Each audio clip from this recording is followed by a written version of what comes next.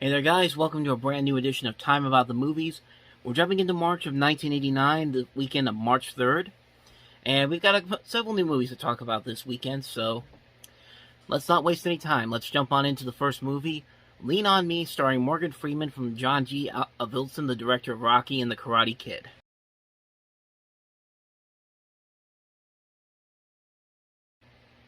Yeah, this is another one of those inspirational teacher type of stories.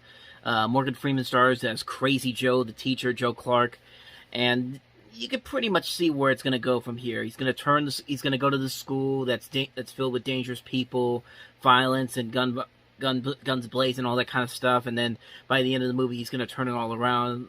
Again, we've seen this type of stuff done over and over again. We'd have a more successful movie that would do something like this with later on down the line with Dangerous Minds, and like the inspirational teacher trend would continue to be successful with Dead Poet Society later on in the year.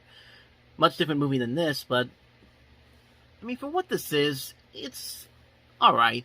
It's nothing too crazy, it's nothing too spectacular, but it works for what it is. I mean, Morgan Freeman, it's Morgan Freeman doing what Morgan Freeman does best.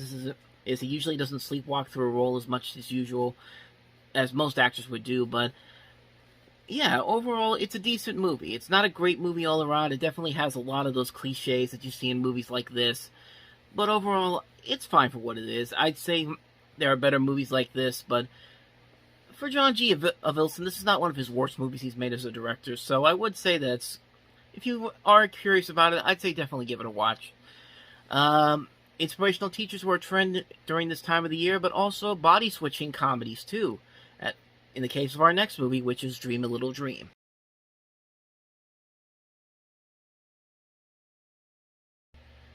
Yeah, this was the time when we had a lot of these body switch type comedies. We've had stuff like Big, which was the biggest success of them all.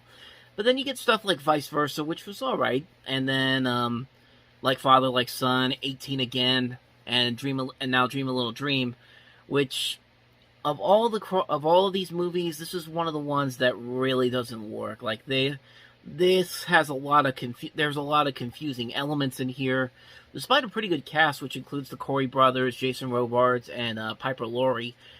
But yeah, this is definitely not one of the better ones. It's a pretty lackluster body switch comedy, but it's not just two people switching bodies; it's four people switching bodies, which really causes a lot of confusion overall in the film itself.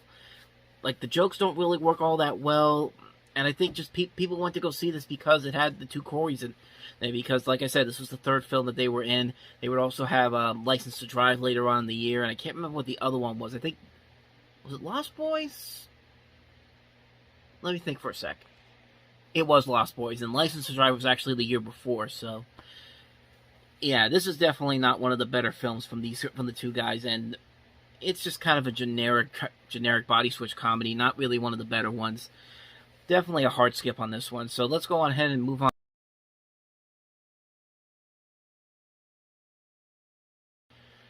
So Skin Deep is a sex comedy about a womanizing alcoholic writer played by John Ritter who just always ends up getting into bad situations, like it's with ex-girlfriends, jealous boyfriends, the law, etc., etc. And it's a weird movie. It's a weird movie because so much is going on, but there really isn't a simple explanation for what the purpose of the movie is. Like, you really don't know what the hook is. I'll give it to John Ritter. He's trying his best with the material given to him. And for Blake Edwards, this is not one of his worst movies as a filmmaker, but it's not really one of his better ones either. I think after the Pink Panther movies died out with Peter Sellers, he really had a hard time coming up with as good comedies as he did when he was at his peak with the Pink Panther in 10.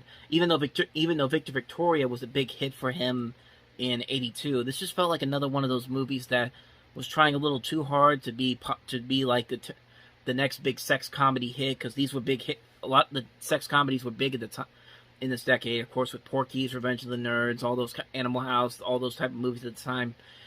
And this movie really just couldn't find a proper hook to go with it, I think. Like I said, I thought John Ritter was pretty good in this movie. I think there are times when there are some legitimately funny moments in there, but there aren't really a whole lot there for me to really recommend this movie. I mean, it felt like there was potential here, but there wasn't really a whole lot there to work with. So Overall, a lot of disappointment with this one, but I've seen far worse. So let's go ahead and move on to the next movie.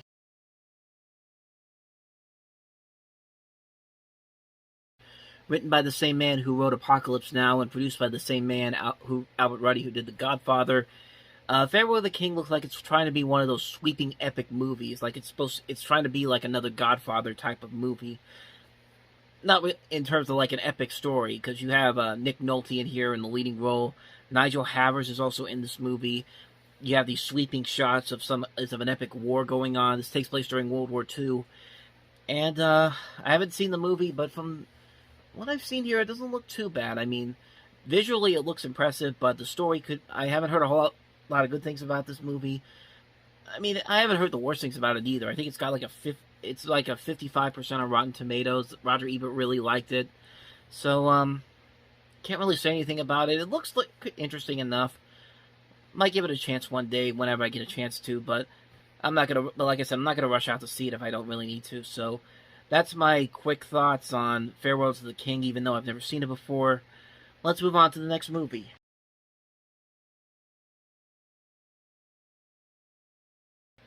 New York Stories is an anthology film with 3 different mini-films, such as Life Lessons from director Martin Scorsese, Life Without Zoe from director Francis Ford Coppola, and Oedipus Rex, written by Woody Allen, starring him. And these are three heavyweight directors working on an anthology film, and for the most part, it's a pretty good movie. I liked all 3 of the segments well enough. I don't think any of them were truly groundbreaking in a way, but I think there was an interesting idea of making 3 segments about stories that take place in New York City. You got all these great actors involved here: Woody Allen, Rosanna Arquette, Mia Farrow, Julie Kavner, Nick Nolte again, Talia Shire, and overall, I'd say it's a pretty decent movie. I wouldn't say it's one of the best movies from any of these 3 guys, but it is fine for what it is. I think it is. I think there are enough things about these movies that have merit to them. These short movies, I should say, that have merit to them, but they're not going to stand out as some of the best work by these guys. So, overall, good movies. Not gonna really be remembered as much afterwards. So, on to the next film.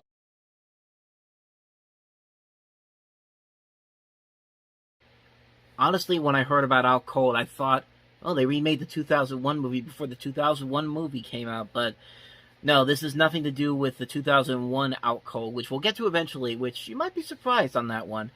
But this Out Cold, you got some decent talent, and you got really good talent here. John Lithgow, Terry Garr, Randy Quaid, Bruce McGill is in this.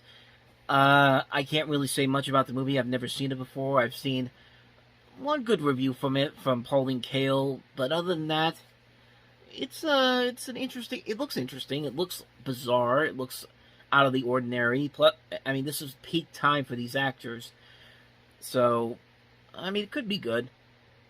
That's really all I got to say about that one. Let's go on to the last.